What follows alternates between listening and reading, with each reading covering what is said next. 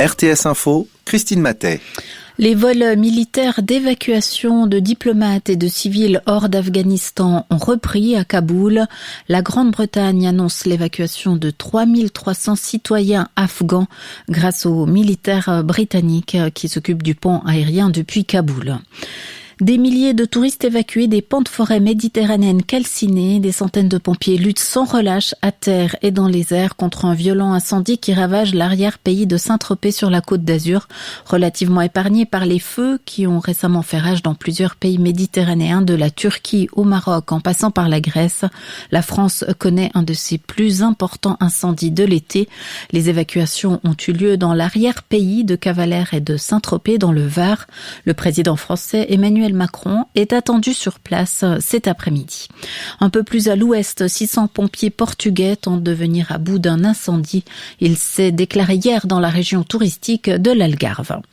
En France, un centre de vaccination contre le Covid-19 près de Toulouse a été vandalisé dans la nuit. 500 doses ont été détruites. Aucune inscription ou revendication n'a été observée sur place.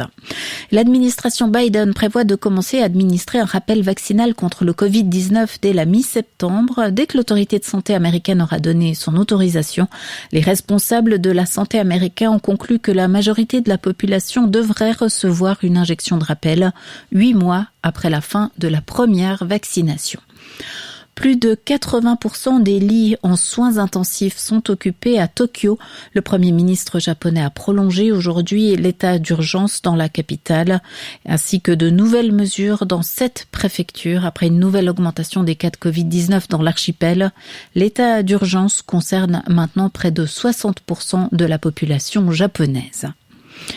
Un nouveau massacre de civils au Niger. De présumés djihadistes armés à moto ont tiré sur des cultivateurs. 37 personnes ont perdu la vie, dont une dizaine de femmes et d'enfants hier dans l'ouest du pays, à proximité du Mali. La police vaudoise a mis la main sur l'auteur présumé de plusieurs vols et détournements de virements bancaires envoyés par courrier postal. Une quinzaine de cas ont été recensés depuis la mi-juin, principalement dans la région lausannoise. Le préjudice se monte à 200 000 francs, auxquels s'ajoutent plusieurs tentatives de vol portant sur plus d'1 million. Interpellé par la brigade financière, l'homme, un Suisse de 28 ans, a reconnu les faits. La sylviculture à l'aide des forêts d'épicéas et de sapins qui doivent faire face aux sécheresses toujours plus fréquentes. Après une étude de 30 ans, une équipe dirigée par l'Institut fédéral suisse de recherche sur la forêt, la neige et le paysage propose des pistes dans la revue Global Change Biology. Il existe plusieurs approches que les exploitants peuvent adopter pour réduire la vulnérabilité à la sécheresse des forêts et notamment éclaircir les populations, favoriser le sapin pectiné et les feuillus plus tolérants aux sécheresses sur les stations sèches et chaudes et ne pas laisser les arbres devenir trop grands.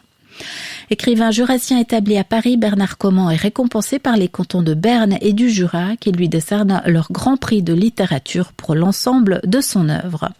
Et la météo, le ciel est devenu bien ensoleillé cet après-midi, au thermomètre entre 20 et 23 degrés en pleine.